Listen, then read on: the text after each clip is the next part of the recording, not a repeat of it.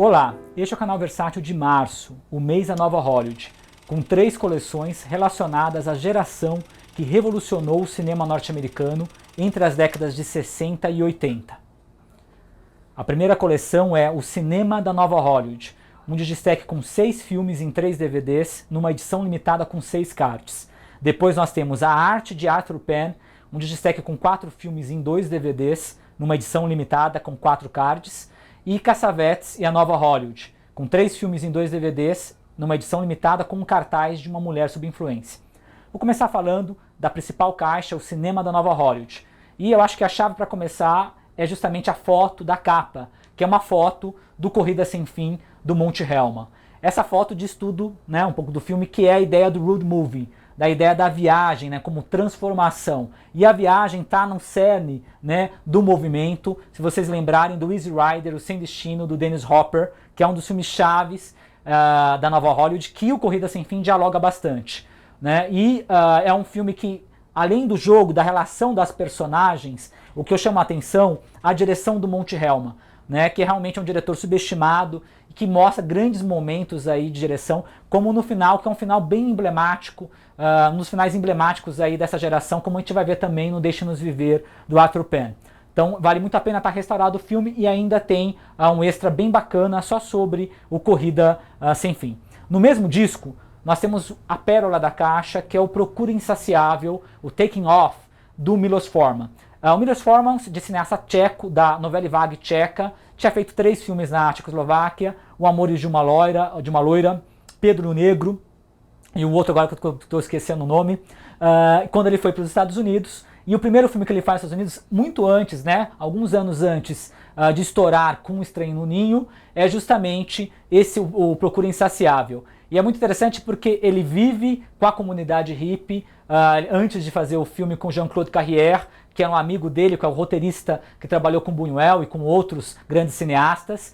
E ele está a entender o que é aquela geração hippie, o que é a contracultura. E esse filme nasce desse contato do Forman com a contracultura. Então é um grande filme, presta atenção na forma, como ele vai trabalhando, na verdade, uma audição de um musical com a trama e o conflito geracional. Na verdade, faz muito cinema indie de hoje, passa vergonha perto de um filme como Procura Insaciável. Tem uma grande sequência que é a sequência do baseado, né, em que os pais vão experimentar o baseado para saber como que é, o que a nova geração vê naquilo, que é antológica, é muito engraçada. E tem as pontas, assim, a primeira participação no cinema da Kathy Bates, né, numa cena que ela canta bem longa, e a Jessica Harper do Suspiria. Nós temos no outro disco o Comboio do Medo, do William Friedkin, né, que estava sendo muito pedido aqui por todo mundo no Face. Né, é um dos filmes favoritos do Friedkin. Esse filme é muito interessante porque ele foi eclipsado totalmente, ofuscado pelo Star Wars na época do seu lançamento e ficou esquecido. E de anos para cá ele se tornou um cult, sendo reavaliado, e muitos consideram, se não o melhor, um dos melhores filmes do Friedkin. Claro que ele tem O Exorcista, Operação França, Viver e Morrer em Los Angeles, mas esse é um filme muito importante na carreira do Friedkin. Primeira coisa é lembrar que é baseado no mesmo livro que deu origem ao Salário do Medo, o clássico, né, do Henri-Georges Clouzot. Inclusive, no final do filme, presta atenção, nos créditos finais, o Friedkin dedica o filme ao filme do Clouzot, né, ao clássico francês. Então tem várias sequências, é um filme de um domínio de mise-en-scène incrível do Friedkin, né? Com várias sequências sensacionais, como a cena da ponte, e tem uma cena que eu gosto bastante, que é justamente do protagonista quando eles têm um surto. Aquela cena é assim, você fica encantado, tem que ver 2, 3 vezes como o Friedkin fez aquilo. Tá uma cópia restaurada, completa, a versão do diretor. No mesmo disco, Essa Pequena é uma Parada, do Peter Bogdanovich, também muito pedido, né? Que é uma homenagem do Bogdanovich, que é além de cineasta, é um crítico de cinema, um pesquisador de cinema, e ele faz uma homenagem aqui às comédias malucas, né? Sobretudo ao Levada da Breca, do Howard Hawks, mas você vê coisa do Não Precisa de Escândalo, Deste Mundo é um Hospício. Então tem aquele ritmo do screwball comedy, aquele ritmo incrível, né? Que é uma comédia, é uma piada atrás da outra, muita gag visual, né, e uma química muito bacana entre a Barbra Streisand, nos grandes papéis dela, inclusive ela canta no filme, e o Ryan O'Neal, né? E é bacana, eu dou uma dica pra vocês, além de ver o filme em versão restaurada aqui na caixa, vejam o trailer e o especial sobre a produção que está nos extras, que fala muito da nova Hollywood, como a nova Hollywood, o conceito de nova Hollywood, estava sendo já usado como ferramenta de marketing. E isso é muito interessante, é muito bacana esses extras. No disco 3, tem uma outra pérola da caixa, que é a outra face da violência, também conhecida pelo título original, Rolling Thunder, do John Flynn. Esse filme, para ter uma ideia, o Tarantino chegou pro diretor, se ajoelhou e agradeceu ele pela sequência final, que é uma das sequências que ele mais gosta do cinema. É um filme de vingança, né? Como O Desejo de Matar, o pessoal até brinca que é o Desejo de Matar da nova Hollywood. É um dos primeiros filmes feitos sobre a volta dos soldados do Vietnã, né? Tem o Tommy Lee Jones no início de carreira, um roteiro do Paul Schrader, que é o famoso roteirista do Taxi Driver, mas o roteiro foi muito alterado, e é um filme muito interessante, como ele trabalha a ideia da violência e da relação dos Estados Unidos com o Vietnã. Né, onde está a guerra? A guerra continua nos Estados Unidos. Então tem várias reflexões e é um filme muito bem filmado, com uma sequência final, realmente Tarantino tem razão, que é uma sequência final antológica. Fechando a caixa, O Voar é com os Pássaros, do nosso velho conhecido Robert Altman.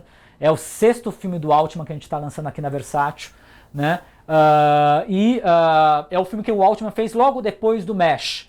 Então tem e é um dos filmes mais malucos do Altman, tem todo aquele apelo da contracultura, situações absurdas, personagens exóticos, tem a Shelley Duvall, nos primeiros papéis que ela fez com o Altman, se não foi o primeiro, eu realmente também não conferi, mas ela tá lá, uma grande parceira do Altman, e é um filme que também dialoga muito bem na caixa, se você pensar bem, com Deixa-nos Viver e com Procura Insaciável, que são Deixa-nos Viver da caixa do Penn e Procura Insaciável aqui dessa caixa mesmo. Aí vamos para a segunda caixa do mês, que é a arte de Arthur Penn. O que ele tem a ver com a nova Hollywood? O Arthur Penn simplesmente fez o filme que muitos consideram um marco da nova Hollywood, que é o Bonnie e Clyde, de 67. Mas muito antes, a carreira do Arthur Penn está toda relacionada a uma ideia de você sair dos estúdios e fazer um novo tipo de cinema, né? De ser um cinema mais autoral, muito influenciado pela produção europeia. Um de Nós Morrerá é o primeiro filme do Penn, que aliás, gente, é muito importante, assistam com comentário em áudio, que está nesse DVD do próprio Penn. É uma oportunidade única, você vê um filme com comentário e áudio do próprio diretor. Então esse é o filme de estreia dele, baseado numa peça do Gore Vidal. E é o mais interessante, ele faz parte de um momento do faroeste, que é os faroestes revisionistas. Que são aqueles faroestes que vão começar a questionar a visão tradicional dos mitos do Velho Oeste. Aqui é o Billy the Kid.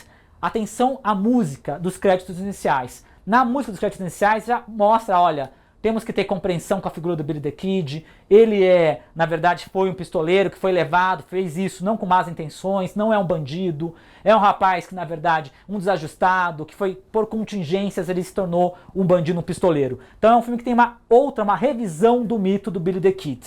E com Paul Newman em início de carreira, é bem interessante que esse filme, como Peter Biskind fala nos extras dessa coleção, o Penn terminou o filme, ele foi demitido, ele não teve a montagem foi feita à revelia, ele foi ver o filme na estreia, foi a primeira vez que ele viu o filme. Então mesmo com isso, ao grande diretor, mesmo com o estúdio retalhando, remontando, o filme continua bom. É como o caso do Orson Welles com Soberba e de outros diretores. Então é um belo filme de estreia, um belo faroeste para quem gosta de faroeste. Na mesmo disco temos o segundo filme do Penn, o segundo longa dele, né, que é o Mickey One. Mickey One é um cult movie, adorado na França.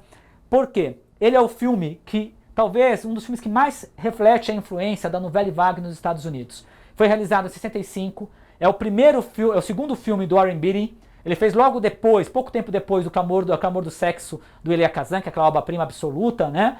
E ele faz esse filme, é a primeira parceria dos dois, né? Porque o Warren Beatty e o Arthur Penn vão voltar a trabalhar juntos no Bonnie e Clyde, que é o filme-chave, né? Que o Warren Beatty, inclusive, produz, né, para o Arthur Penn logo depois. E é um filme que, desde os créditos iniciais, você percebe que está vendo um filme que tem uma outra proposta, que foge da narrativa clássica do cinema tradicional americano, dos estúdios. E eu sempre destaco a cena do desmanche, logo no início, quando o personagem do Mickey One está fugindo, ele está num desmanche, aquele uso dramático do cenário, o domínio, aquilo é puro cinema, uma bela sequência, é um belo filme, que é pela primeira vez sai aqui no Brasil, um filme raríssimo, e tem um depoimento do Peter Biskind, que é aquele autor do famoso livro, né, Como a Geração Sexo, Drogas e Rock and Roll Salvou Hollywood, que dá um depoimento aqui falando da importância não só do Penn, mas também com o Warren Beatty aqui no disco. No disco 2 tem o meu favorito do mês, que é o Deixa-nos Viver, o Alice's Restaurant, que foi indicado ao Oscar de melhor direção, que é um filme sensacional do Arthur Penn, que é interessante, que é um filme baseado numa música. Você tinha uma música do Art Guthrie. Art Guthrie é um cantor folk de música de protesto. Ele lança um álbum que chama Alice's Restaurant em 67. E logo, 2 anos depois, é feito esse filme, que ele é improvisado a partir da música. É uma música de 20 minutos que deu origem a esse filme. E é um casamento de forma e conteúdo incrível que o Penn faz aqui, para fazer aquela reflexão sobre a contracultura. E tem uma das sequências mais lindas do cinema americano, na minha opinião, que é o final do filme, que é um plano, assim, maravilhoso. E é um filme que tem toda aquela coisa que ao mesmo tempo ele é bittersweet, né? Que é o sabor da tragicomédia. Então tem ao mesmo tempo, uma celebração da contracultura e a própria morte da contracultura. Então é um filme imenso, vale muito a pena ver, rever e discutir.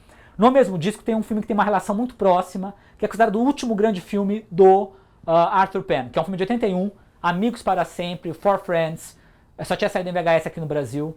Muitos vão lembrar pelo título do Georgia, que é a música Georgia on My Mind, que é do Ray Charles, que estrutura o filme, que é a relação, na verdade, é um imigrante, que é o personagem principal, e os amigos dele, e a relação dele, a paixão dele por uma mulher, que é essa Georgia, que envolve todos esses amigos. É um filme que representa bem o estilo do Penn, é um filme geracional, então 81, já é o final da nova Hollywood, a geração, mas é um filme que se passa nos anos 60. Então tem essa relação entre os anos 60 e anos 80 aqui, muito interessante. E é um filme que o Penn, ele vai para uma estética que não é a estética naturalista, é uma estética um filme filtrado pela emoção da personagem que conta a história. Então foi muito interessante quanto forma, quanto conteúdo e quanto interpretação. E é um filme que vale muito a pena vê-lo junto logo depois do Deixa-nos Viver. Eu acho que é uma experiência bacana que esse pack proporciona do arte do Arthur Penn. Aí nós temos a terceira coleção do mês, que é ligada à Nova Hollywood, que é o Cassavetes e a Nova Hollywood. Cassavetes, velho conhecido da Versátil, lançou o arte do John Cassavetes, lançamos o Glória, né? E também agora estou lembrando outro filme, A Minha Esperança é Você. E aqui é importante porque a relação do Cassavetes com a Nova Hollywood. Você tem o Sombras, que é um marco do cinema independente americano. É um filme que foi realizado na mesma época, né, que estava sendo realizado na França, o Acossado, os Incompreendidos, os novos cinemas surgindo. E o Cassavetes, ele vai e faz um filme independente, fora dos estúdios, para mostrar uma outra realidade. Tem aquele sabor do contemporâneo, da rua, de personagens que você não via no cinema tradicional americano, né? Então é um filme que tem essa coisa da novidade e o triunfo também de um improviso de realização, né? Com uma equipe, como o próprio Seymour Cassel, ele fala muito bem, o Seymour Cassel, ele fala muito bem nos extras, que aquilo era feito com poucas pessoas, era feito na unha mesmo, no peito, né? Pelo Cassavetes. Então é um belo filme que resiste muito bem a uma revisão, que não perdeu nada do seu impacto. E aí nós temos 2 filmes realizados pelo Cassavetes na caixa durante o auge da Nova Hollywood, que é Os Maridos, que é 1970, e Uma Mulher Sob Influência, de 74. Os Maridos que eu recomendo assim, depois que você vê todos os Cassavetes, você vê Os Maridos, que Os Maridos é um filme do Cassavetes mais difícil do Cassavetes. É aquele filme dele sem nenhuma concessão, né? Um filme que é um filme visceral, né, em que cada cenas, que já fala, aquela famosa coisa que a gente fala, que o Cassavetes tinha um problema, ele tinha que editar as cenas. Então as cenas são longas, em que você tem toda aquela questão do improviso, da interpretação que sai, que revela uma nova camada das personagens, né? Que é aquele método do Cassavetes, que ele fazia muito bem com os atores. Com grandes atuações, não só do Cassavetes, como do Ben Gazzara, né, que é um grande parceiro dele, e do Peter Falk, né? Chama a atenção a famosa sequência de bullying, né? Que a gente até brinca com uma sequência de bullying dos 3 amigos, logo depois de um funeral, em que eles vão falar para uma mulher para ela cantar, né, do jeito correto, que eles achavam correto. Aquela cena é emblemática do cinema do Cassavetes. Nos extras você tem um excelente documentário, que tem depoimentos do Ben Gazzara já velhinho, do Al Ruben, que é o produtor dele, muito famoso, que conta um pouco da gênese desse filme fascinante, que cresce muito a cada revisão. Aí, fechando a caixa, a obra-prima máxima do Cassavetes, um dos grandes filmes que a Versátil já lançou esse ano, que é Uma Mulher Sob Influência, que é o filme que tem aquela famosa interpretação da Gena Rowlands, né, que é a musa, a mulher do Cassavetes, na minha opinião, uma das maiores atrizes da história do cinema. E essa interpretação dela nesse filme é algo de extraordinário. Tem que assistir para realmente crer, né? É um filme que foi indicado a direção e a atriz, infelizmente a Gena não ganhou, né? Mas é um absurdo porque ela faz essa dona de casa disfuncional e como ela vai trabalhar as nuances da personagem é algo extraordinário, né? O Peter Falk muito bem também com ela. Também é um filme que está restaurado, primeira vez no Brasil, um widescreen anamórfico. Então dá para ver toda a beleza dessa obra imensa do Cassavetes. Então é um prazer e esperamos lançar mais filmes do Cassavetes no futuro, com certeza. Fechando o mês, pelos lançamentos da Versátil, o Simone de Beauvoir e o Feminismo, que é um DVD simples que reúne 3 documentários no estilo do Jacques Lacan e a Psicanálise que a gente lançou recentemente. E o legal é ver esse DVD junto com o Sartre no cinema, que nós lançamos há pouco tempo também, ano passado. Então tem desde um documentário sobre a vida e a obra da pensadora francesa, essa figura-chave no feminismo no século XX, e tem também entrevistas com a própria. Então vale muito a pena para ver e entender as colocações da Simone de Beauvoir e não cair naquela idiotice que houve aí na época do Enem, né, quando falaram aí muitas besteiras sobre a Simone de Beauvoir, essa figura essencial do pensamento no século XX. Aí nós temos um exclusivo, que é o exclusivo com a cultura, primeira coleção em Blu-ray da Versátil. Vocês estavam esperando, né, que eu falei no mês passado, e começamos com tudo com Stanley Kubrick, um dos maiores mestres da história do cinema, e é um prazer lançar esses filmes que fazem a parte da gênese desse grande cineasta. São os 3 curtas que ele realizou nos anos 50, O Padre Voador, Os Marinheiros e O Dia da Luta. Aí você tem os 4 longas da mesmo período e 2 horas de extras. O importante, gente, todos os filmes estão restaurados, todos em HD, pitch rate altíssimo. Os extras estão em HD, inclusive os curtas. E nós temos uma edição limitada, que acaba muito rápido, como acabou o Solaris, tá? Que tem 4 cards. Então é uma oportunidade única, um preço muito bom. Disco 1, digamos que é o Kubrick Noir. Você tem 2 grandes filmes do Kubrick. Primeiro, O Grande Golpe, que é... A gente até brincou, né? A Versátil, agora nós lançamos os 5 filmes do primeiro time dos filmes de assalto, do Heist Movie. Temos O Segredo das Joias, temos o Rififi, Homens em Fúria e o Círculo Vermelho. Faltava O Grande Golpe. O Grande Golpe, o Kubrick fez sob clara influência do Segredo das Joias, como fica claro, inclusive nos extras falam muito disso. E é um filme que tem uma técnica narrativa que parte do romance, né, que é uma narrativa não linear, muito bem estruturada pelo Kubrick, e sequências extraordinárias de direção. Você já percebe que é um grande cineasta, né? E tem a figura, que eu sempre digo, uma figura talhada de filme noir, que é o Sterling Hayden, né, que está aqui, estava no Segredo das Joias também, e está agora no Cidade Tenebrosa no mês que vem. Então é um grande ator e é um grande filme noir que poderia estar na coleção filme noir facilmente.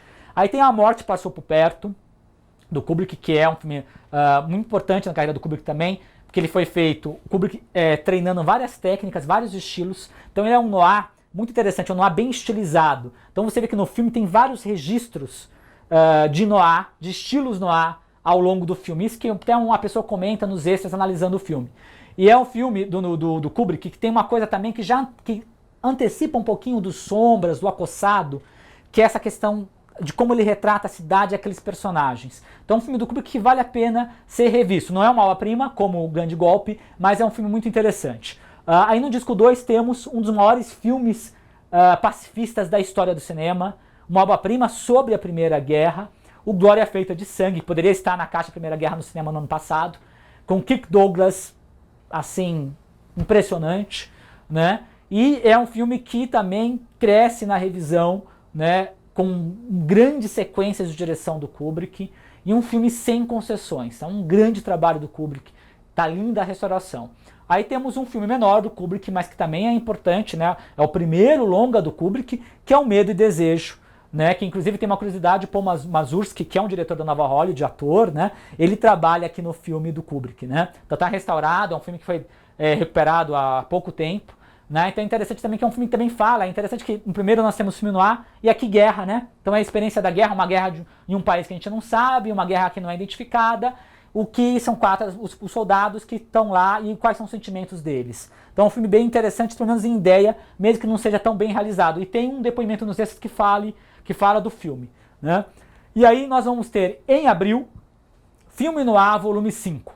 É uma edição limitada, com 6 cards, cujo tema é Filme Noir e a cidade. Cidade como personagem ou protagonista. Você tem Cidade Nua, do Jules Dassin, O Pânico nas Ruas, do Elia Kazan, A Cidade que Não Dorme, do John Auer, Cidade Tenebrosa, do André de Toth, O Sádico Selvagem, do Don Siegel, e o Cidade do Vício, do Phil Carson.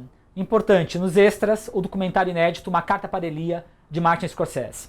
No Cinema Faroeste 3, nós temos uma edição limitada também com 6 cards e 6 filmes em 3 DVDs. Nas Garras da Ambição, do Hal Walsh, Entre Dois Juramentos, do Robert Wise, Quem Foi Jesse James, do Nicholas Ray, Fibra de Herói, do Buddy Boetticher, Fúria Abrasadora, do André de Toth, e Um Homem Difícil de Matar, do William Fraker. E fechando o mês, primeira vez, atendendo a pedidos, Faroeste Spaghetti. Então é uma edição limitada, com 4 filmes em 2 DVDs, tem 4 cards. Importantíssimo, gente, é versão integral, versão restaurada, áudio italiano. Vocês nunca viram esses clássicos do cinema Spaghetti com essa qualidade.